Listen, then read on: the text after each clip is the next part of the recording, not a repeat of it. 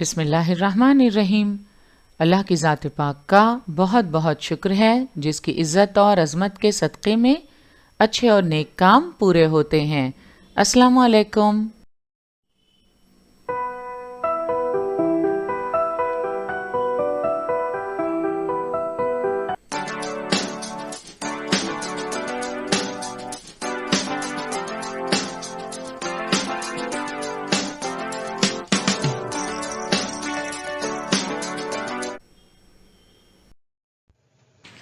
बृहन्मुंबई महानगर पालिका शिक्षण विभाग के तहत जारी वर्चुअल ट्रेनिंग सेंटर की जानिब से पेश होने वाले ई लर्निंग सेशन में आपका इस्तकबाल है।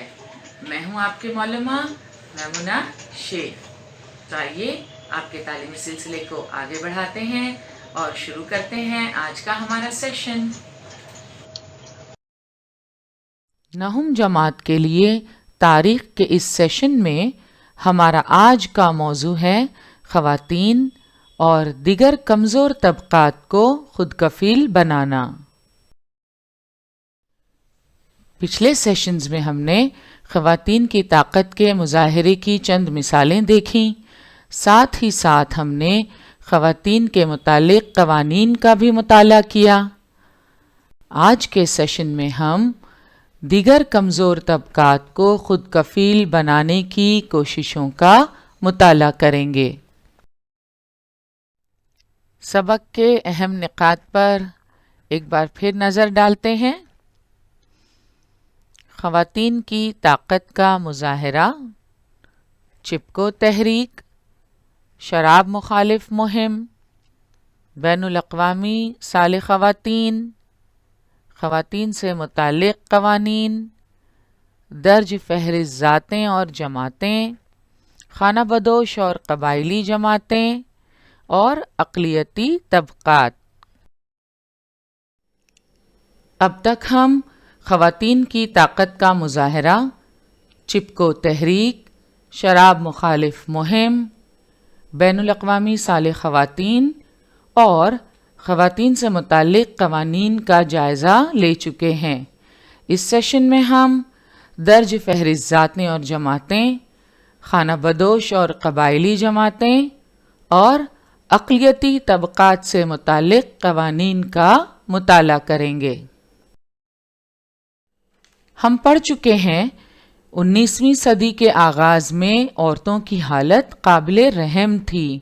उनके साथ मसावियाना सलूक नहीं किया जाता था, उन्हें तालीम हासिल करने की इजाज़त नहीं थी, उन्हें माशी और समाजी हुकूक हासिल नहीं थे। दुख्तर कुशी, बचपन की शादी, जहेज़ की लानत, रस्म सती और बेवाओं की दूसरी शादी पर पाबंदी जैसी बुरी रस्मों की वो शिकार थीं। औरतों की फलाह व बहबूद की तहरीक में इन मसाइल पर तवज्जो दी गई। ख़वातीन की फलाह व बहबूद की इन तहरीकों के असर से कई ज़ालिमाना रस्में बंद हो गईं। औरतों के साथ मसावी सलूक करने का ख़याल आम होने लगा और ज़िंदगी के मुख्तलिफ़ शोबों में औरतों की कारकर्दगी खुलकर सामने आने लगी। तालीम, रोज़गार, इंतज़ामिया, सियासत, गर्ज़ तमाम शोबों में ख़वातीन बढ़ चढ़ कर हिस्सा ले रही हैं। ज़िंदगी के मुख्तलिफ़ शोबों में ख़वातीन की कारकर्दगी खुलकर सामने आने लगी है।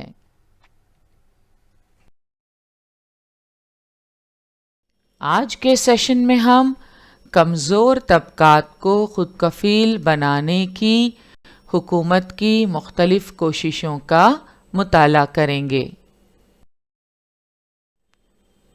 सबसे पहले बात करेंगे शेड्यूल कास्ट यानी दर्ज फ़हरिस्त ज़ातों की। भारतीय समाज में ज़ात पात का निज़ाम मौजूद था। ज़ात पात के निज़ाम की बुनियाद अदम मसावात, इस्तेहसाल और नाइंसाफ़ी पर कायम थी। سماجی مصلحین نے یہ بخوبی جان لیا تھا کہ بھارت کو ترقی کرنا ہے تو ذات پات کی تفریق کو مٹانا ہوگا۔ لوک ہتوادی مہاتما پھولے، گوپال گنیش آگرکر، سوامی دیانند سرسوتی، نارائن گرو، وریش لنگم جیسے سماجی مصلحین نے ذات پات کے نظام کی خرابیاں کھل کر بیان کیں۔ سماجی مصلحین نے ذات پات کے نظام کی بڑھ چڑھ کر مخالفت کی۔ مہاتما جیوتیبا پھولے نے دلتوں کے لیے اسکول قائم کیے۔ انہوں نے اپنے مضامین کے ذریعے دلتوں میں بیداری لانے کی کوشش کی۔ ان کا موقف تھا کہ تعلیم صرف اونچی ذات کے مردوں تک محدود نہیں ہونا چاہیے، بلکہ دلت طبقے اور عورتوں کو بھی تعلیم کے تمام مواقع حاصل ہونے چاہیے۔ انہوں نے ایک ادارہ ستیہ شودھک سماج قائم کیا۔ اپنی تحریک کے ذریعے سماج میں انہوں نے سماجی مساوات اور انصاف جیسی اقدار کو فروغ دینے کی کوشش کی۔ ڈاکٹر بابا صاحب امبیڈکر کی قیادت میں دلتوں کی جدوجہد کا آغاز ہوا۔ ڈاکٹر امبیڈکر کا مقصد مساوات، بھائی چارہ اور آزادی پر مبنی سماج کی تشکیل تھا۔ انہیں یقین تھا کہ ذات پات کے نظام کے مکمل خاتمے کے بغیر دلتوں کے ساتھ ہونے والی ناانصافی اور عدم مساوات کا خاتمہ ممکن نہیں ہے۔ ڈاکٹر امبیڈکر کا خیال تھا کہ سماجی مساوات دلتوں کا حق ہے۔ دلتوں کے مسائل مؤثر طریقے سے پیش کرنے کے لیے انہوں نے سن 1942 میں شیڈیول کاسٹ فیڈریشن قائم کیا۔ انہوں نے اپنے پیروکاروں کو سیکھو، متحد ہو جاؤ اور جد و جہد کرو جیسا حوصلہ بخش پیغام دیا۔ 15 اگست سن 1947 بھارت آزاد ہوا۔ ملک میں جمہوریت کا قیام عمل میں آیا۔ 26 جنوری سن 1950 میں ہمارا اپنا دستور نافذ ہوا۔ آزادی کے بعد دستور ہند نے آزادی، مساوات، بھائی چارہ اور سماجی انصاف جیسے امور کو بڑھاوا دیا۔ بھارت کے آئین کی تدوین کے ذریعے ڈاکٹر بابا صاحب امبیڈکر نے جدید بھارت میں مساوات پر مبنی سماج کی تشکیل کی خاطر گراں قدر خدمات انجام دیں۔ آزادی کے بعد دستور ہند نے آزادی، مساوات، بھائی چارہ اور سماجی انصاف جیسے امور کو بڑھاوا دیا۔ اسی کے مطابق چھوت چھات کو قانوناً ختم کر دیا گیا۔ دستور کے 17ویں اصول کی روح سے چھوت چھات ختم کر دی گئی اور اچھوت طبقے کو درج فہرست ذاتوں میں شامل کیا گیا۔ Article 17 ایبولیشن of انٹچبلٹی۔ انٹچبلٹی یعنی چھوت چھات۔ انٹچبلٹی از abolished and its practice in any form is forbidden. The enforcement of any disability arising out of untouchability shall be an offense punishable in accordance with the law.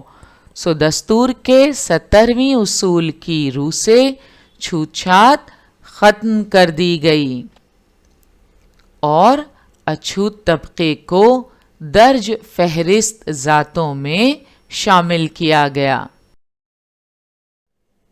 یہ درج فہرست ذاتیں سماجی اور معاشی طور پر پسماندہ تھیں۔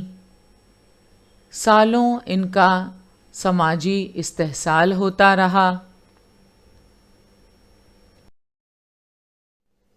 ان درج فہرست ذاتوں کی سماجی و معاشی پسماندگی کو مد نظر رکھتے ہوئے انہیں تعلیم اور ملازمتوں میں نمائندگی دی گئی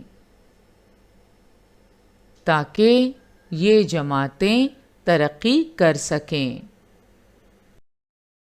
درج فہرست ذاتوں کے بعد آئیے اب بات کرتے ہیں درج فہرست جماعتوں کی، شیڈیول ٹرائبز۔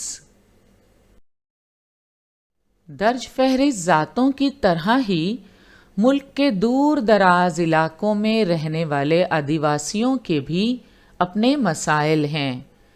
جدید ترقی سے دوری کی وجہ سے ان کی معاشی و سماجی حالت کافی پچھڑی ہوئی ہے۔ حالانکہ اب قبائلی جماعتوں کے حالات میں کافی سدھار آ گیا ہے، اس کے باوجود وہ زراعت اور جنگلات پر ہی منحصر ہیں۔ لکڑیاں جمع کرنا، شہد، جڑی بوٹیاں اور دیگر جنگلاتی پیداوار حاصل کرنا آج بھی ان کے گزر بسر کا وسیلہ ہے۔ موجودہ دور میں سائنس اور ٹیکنالوجی کا استعمال زندگی کے ہر شعبے میں ہو رہا ہے۔ کسان بھی کاشتکاری کے لیے ماڈرن ٹیکنیکس کا استعمال کرتے ہیں، آبپاشی کے نئے نئے طریقوں کا استعمال کرتے ہیں۔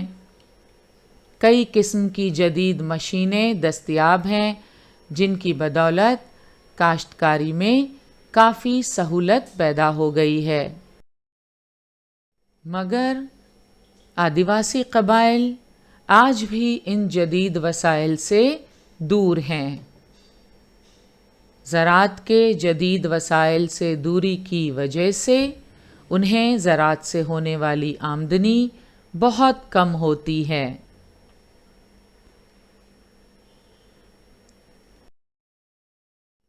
اس کے علاوہ ان کی زمینیں پہاڑی علاقوں میں بلندی پر ہونے کی وجہ سے زرخیز نہیں ہوتیں، لہٰذا زیادہ آمدنی نہیں ہو پاتی۔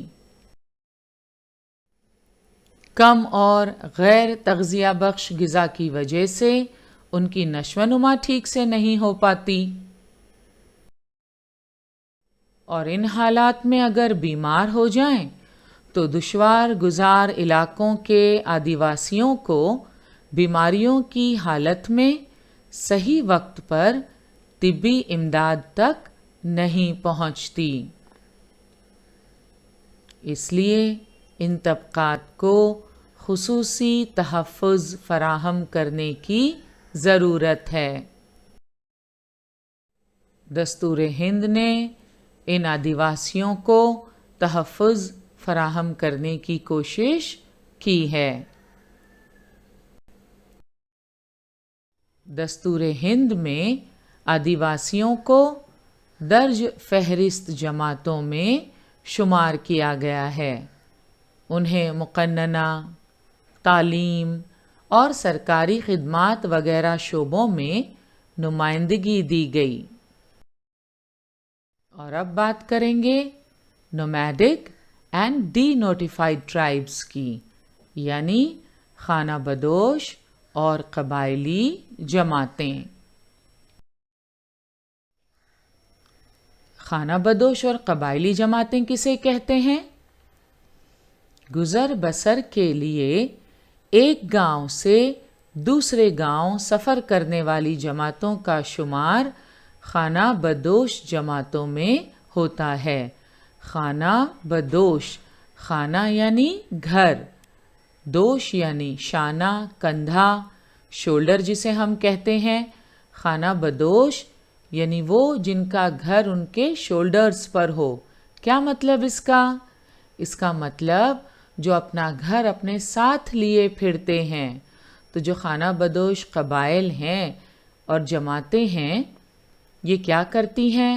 گزر بسر کے لیے ایک گاؤں سے دوسرے گاؤں سفر کرتی ہیں اور جہاں انہیں کام مل جائے وہاں وہ تھوڑے دن قیام کرتے ہیں اور اس کے بعد کسی دوسری جگہ کا رخ کرتے ہیں۔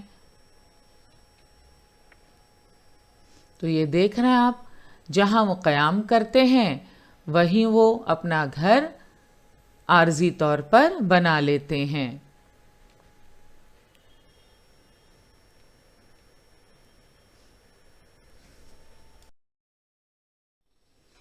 گزر بسر کے لیے یہ مویشی پالتے ہیں۔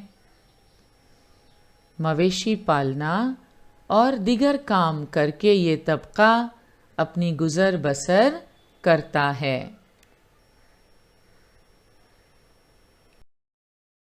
ان میں سے کچھ مخصوص جماعتوں پر انگریزوں نے مجرم طبقہ کرمنل ٹرائبز کی مہر لگا کر 1871 کے جرم مخالف قانون میں مجرم طبقے کی حیثیت سے تذکرہ کیا تھا اور ان کے کاروبار اور نقل و حرکت پر پابندی لگا دی تھی۔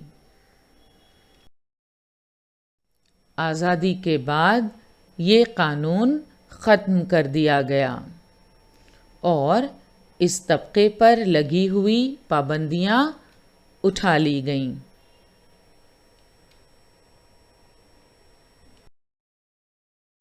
ایسی جماعتوں کا شمار قبائلی جماعتوں میں کیا گیا۔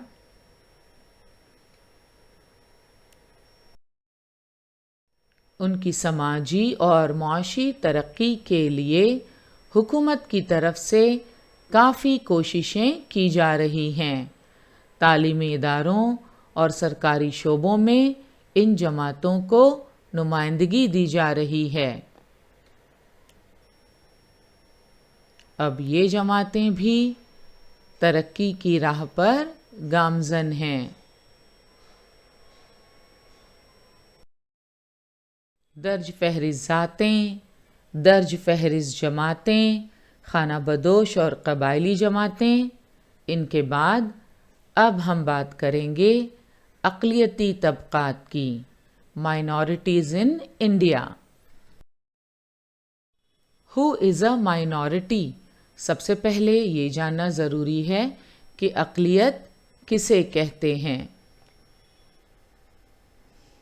کسی بھی سماج میں مذہبی، لسانی اور موروثی اعتبار سے کم تعداد کے گروہ کو اقلیت کہتے ہیں۔ آل انڈیا ریلیجن سینسس سن 2011 کے اعداد و شمار کے مطابق آپ دیکھ سکتے ہیں ملک کی 121 کروڑ کی آبادی میں ہندو 79.80%، ان کی تعداد سب سے زیادہ ہے۔ اس کے بعد مسلم 14.23%، Christian 2.30%، Sikh 1.72%، Buddhist 0.70%، Jain 0.37%، other religion 0.66% اور نان اسٹیٹڈ 0.24% ہیں۔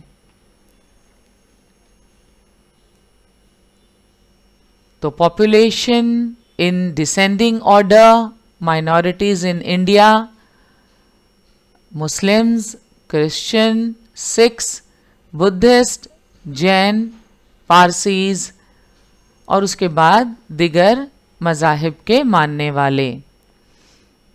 تو یہ ہیں اقلیتی طبقات بھارت میں۔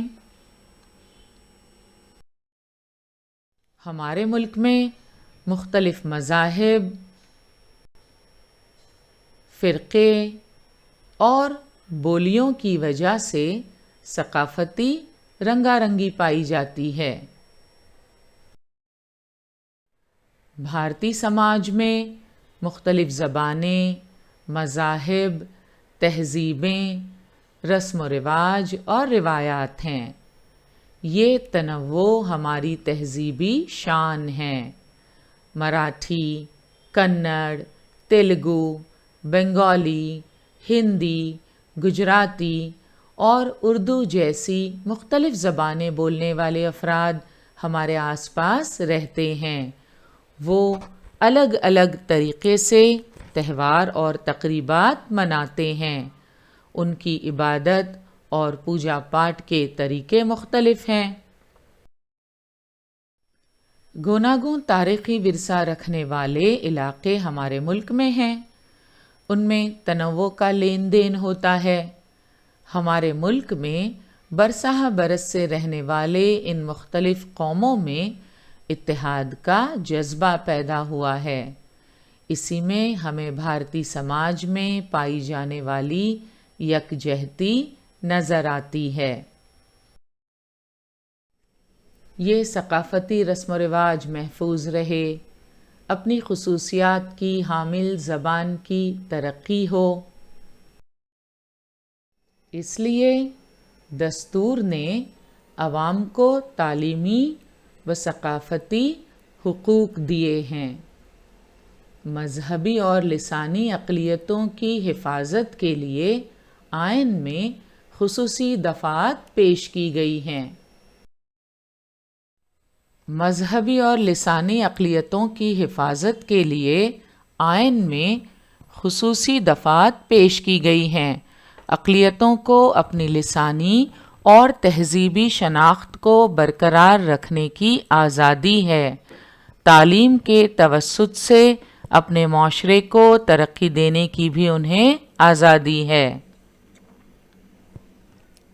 اقلیتی طبقات کو اپنی زبان، تہذیب و ثقافت اور رسم و رواج کی حفاظت کا حق حاصل ہے۔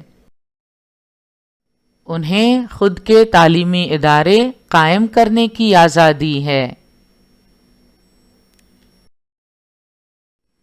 اقلیتوں کی ترقی کے لیے حکومت کے زیر اہتمام مختلف اسکیمیں عمل میں لائی جاتی ہیں۔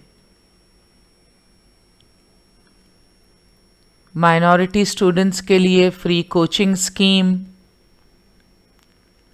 Scholarships for students from minority community, Pradhan Mantri Nai Manzil Yojana. کیا آپ نے اس یوجنا کے متعلق سنا ہے؟ اقلیتی طبقے سے تعلق رکھنے والے نوجوانوں کے لیے نئی منزل نامی یہ اسکیم شروع کی گئی۔ اس اسکیم کی شروعات ہوئی 8 اگست سن 2015 میں۔ اس کا مقصد کیا تھا؟ اس کا ایم تھا to benefit the minority youths who do not have a formal school leaving certificate in order to provide them formal education and skills and enable them to seek better employment and livelihoods in the organized sector۔ تو اس scheme کا مقصد تھا اقلیتی طبقے سے تعلق رکھنے والے وہ نوجوان جو فارمل اسکول لیونگ سرٹیفکیٹ جن کے پاس نہیں ہیں، انہیں ایک formal education and skills training provide کرنا تاکہ وہ بہتر روزگار حاصل کر سکیں۔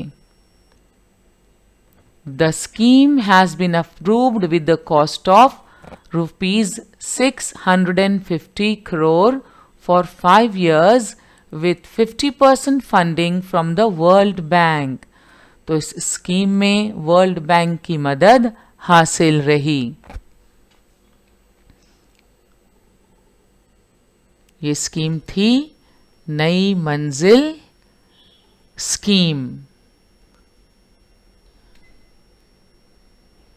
an integrated education and livelihood initiative for the minority communities۔ اس کے علاوہ Maulana Azad National Fellowship for minority students, Begum Hazrat Mahal national scholarship اور اس طرح کی دیگر کئی اسکیمیں اقلیتی طبقات کی ترقی کے لیے حکومت کے زیر اہتمام عمل میں لائی جاتی ہیں۔ تو ہم نے دیکھا بھارت میں خواتین، دیگر کمزور طبقات جن میں درج فہرست ذاتیں، درج فہرست جماعتیں، خانہ بدوش اور قبائلی جماعتیں اور اقلیتی طبقات شامل ہیں، ان کی ترقی کے لیے حکومت نے مختلف قوانین بنائے ہیں، قوانین میں ترمیمات بھی کی ہیں، اور حکومت کے زیر اہتمام مختلف اسکیمیں عمل میں لائی جاتی ہیں۔ ڈاکٹر امبیڈکر کا قول ہے I measure the progress of a community by the degree of progress which women have achieved۔ تو کسی بھی معاشرے میں خواتین کی ترقی ایک پیمانہ ہے اس معاشرے کی ترقی کو ناپنے کا۔ آزادی کے بعد بھارت کے دستور میں مساوات مرد و زن کے اصول پر عمل کیا گیا۔ عورتوں کی فلاح و بہبود کی تحریکوں اور مختلف قوانین اور ان میں ترمیمات کی بدولت آج ہمیں یہ منظر دکھائی دیتا ہے کہ خواتین تعلیم پا کر روزگار حاصل کر رہی ہیں، ان میں ایک قسم کی خود اعتمادی پیدا ہو گئی ہے۔ مہاتما گاندھی کا قول ہے Our struggle doesn't end so long as there is a single human being considered untouchable on account of his birth۔ آزادی کے بعد دستور ہند کے 17ویں اصول کی روح سے چھوت چھات ختم کر دی گئی اور اچھوت طبقے کو درج فہرست ذاتوں میں شامل کیا گیا۔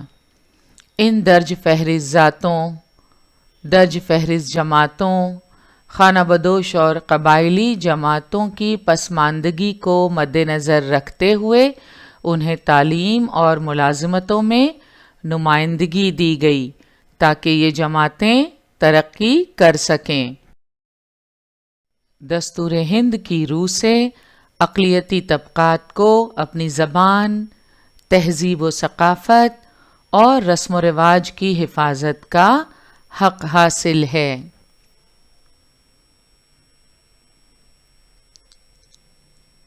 کیا آپ جانتے ہیں 18 دسمبر ورلڈ مائنورٹیز ڈے کے طور پر منایا جاتا ہے۔